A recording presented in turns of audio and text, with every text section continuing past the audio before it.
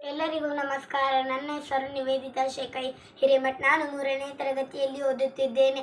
ನಮ್ಮ ಶಾಲೆಯ ಹೆಸರು ಸರಕಾರಿ ಹಿರಿಯ ಪ್ರಾಥಮಿಕ ಶಾಲೆ ಮಂಗಳಗಟ್ಟಿ.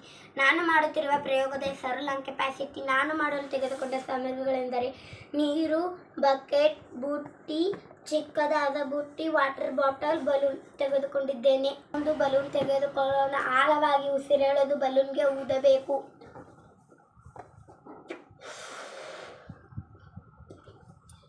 ಈಗ ಕಟ್ಟಬೇಕು.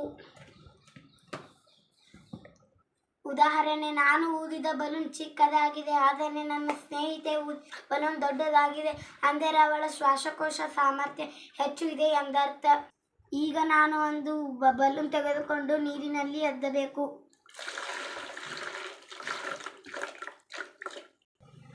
ಎದ್ದಿದ ನಂತರ ಹೊರಬಿದ್ದ ನೀರನ್ನು ಚಿಕ್ಕ ಬುಟ್ಟಿಯಲ್ಲಿ ಹಾಕಬೇಕು.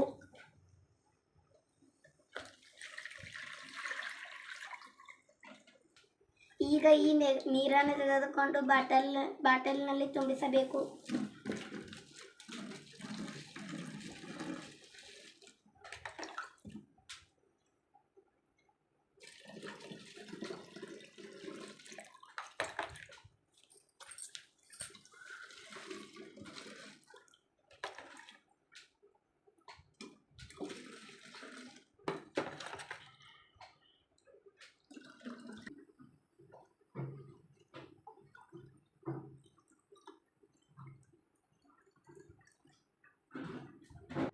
ಈಗ ನನ್ನ ಶ್ವಾಸಕೋಶ ಸಾಮರ್ಥ್ಯ 1000 ml ಆಗಿರುತ್ತದೆ.